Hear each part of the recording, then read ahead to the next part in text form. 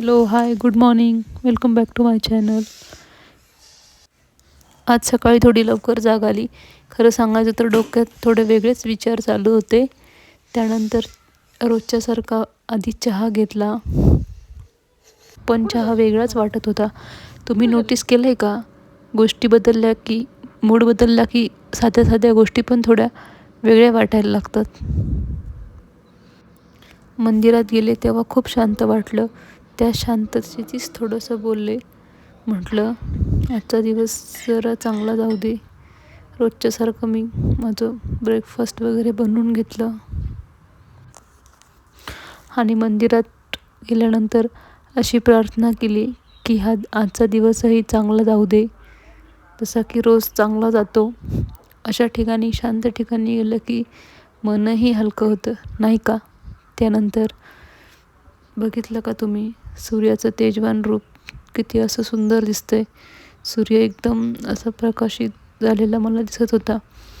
त्यानंतर मी महादेवाची शांतपणे पूजा करून घेतली आणि त्यानंतर आज थोडं बाहेर जायचं ठरवलं. बाहेर गेलं की थोडं मन फ्रेश वाटतं आणि रोजच्या रुटीनमधून काहीतरी वेगळं म्हणून थोडंसं चेंज म्हणून आज ठरवलं की नाही, आजचा दिवस घरी बसून काढायचा नाही, तर आज थोडं चेंज करायचं, बाहेर जाऊन फिरून यायचं. बाहेर गेल्यानंतर तो रस्ता, गाड्यांचा आवाज, लोक हे बघून एक वेगळीच वाईब येते, नाही का? तुम्हालाही असं होतं का की सारखं एका ठिकाणी बसून बसून बोर झाल्यानंतर जेव्हा तुम्ही ठरवता की नाही, आज कुठेतरी बाहेर जाऊयात, तर अशा वेळेस तुम्हाला पण असं फील होतं का की एकदम मनाला प्रसन्न वाटतं आणि फ्रेश वाटतं? तुमच्यासोबतही असं होत असेल तर मला नक्की कमेंट करून सांगा. आणि एम नसतानाही फिरणं, यातही एक वेगळीच मजा आहे, नाही का? त्यानंतर मग ठरवलं की चला आज तर बाहेर आलो आहे, मग थोडा वेळ स्वतःसाठीही देऊया. कारण रोजचं तेच रुटीन आपल्यालाही बोर होऊन जातं. मग बाहेर गेल्याच्या नंतर ठरवलं की आज सलूनला जायचं, म्हणजे स्वतःकडे थोडं बघायचं आहे. मग काय, गाडीचं स्पीड तर भन्नाट होतं एकदम. मग सराउंडिंगचं वातावरण तुम्ही बघू शकता की आम्ही अशा ठिकाणी जायला निघालो. बाहेर जायचं म्हटल्यानंतर माझ्या मुलीलाही फार आनंद झालेला असतो. आमच्यापेक्षा जास्त एक्साइटमेंट तिलाच असते बाहेर जाण्याची.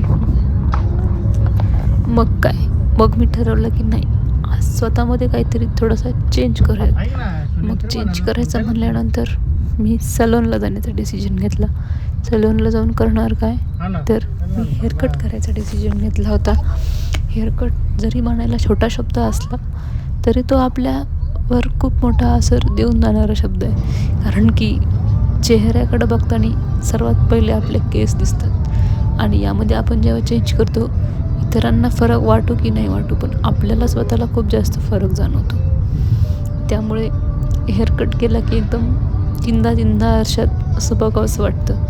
मग हेअरकटला जायचं म्हटल्यानंतर मी तर खूप एक्सायटेड होते. माझ्या मनात विचार चालू होते, असा करू की तसा करू, तसा करू की तसा करू. नंतर मग माझा सनसेट कालचा गाडीमध्येच झाला.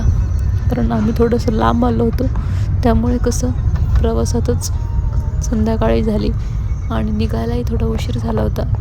त्यामुळे सूर्य आमच्यासोबतच होता, तुम्ही बघू शकता.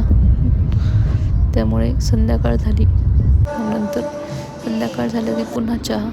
मग आम्ही बाहेर चहा वगैरे घेतला, कारण की चहा घेतल्याशिवाय मला फ्रेश वाटतच नाही. लिटरली माझं डोकं दुखू लागतं.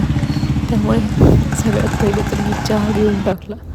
माझ्या मिस्टरांना नाही आवडत जास्त चहा, मग त्यांनी नाही घेतला चहा. मग आमचा चहा वगैरे घेऊन झाल्यानंतर आम्ही पुन्हा निघालो. तुम्ही म्हणाल असं सलून यांचं कितीतरी दूर आहे, पण खरंच आम्ही खूप किलोमीटर दूर आलो होतो आणि माझं सूर्य कॅप्चर करण्याचं काम चाललेलंच होतं. त्यानंतर मग आम्ही गेलो सलूनमध्ये. सलूनमध्ये गेल्यानंतर हेअरकटचा डिसिजन झालेला होता. मग हेअरकट करायचं ठरवलेलं असल्यामुळे तिथे गेले, बसले. सगळ्यात पहिले तर तुम्ही बघू शकता, यांचं जे पार्लर आहे ते अतिशय खूप सुंदर यांनी डिझाईन केलेलं होतं. अगोदर डिस्प्लेला अशा खूप साऱ्या क्रीम्स वगैरे सिरम्स लावलेले होते. त्यामधून आपल्याला जर आपण काही बाय करायचं असेल तर तेही करू शकत होतो. आणि सर्विस पण खूप छान होती. त्यांनी ते सर्वात पहिले मध्ये हेअर वॉश करून घेतला. त्यानंतर त्यांच्या ज्या सर्व्हिस गर्ल होत्या त्या पण एकदम छान होत्या. त्यांनी पण खूप छान ट्रीटमेंट दिली. नंतर त्यांनी मला विचारलं, मॅम कसा लुक हवा आहे? तर मी त्यांना सांगितलं आहे की नेहमीपेक्षा काहीतरी चेंज हवं आहे. तर त्यांना तुम्ही माझा फायनल लुक बघू शकता.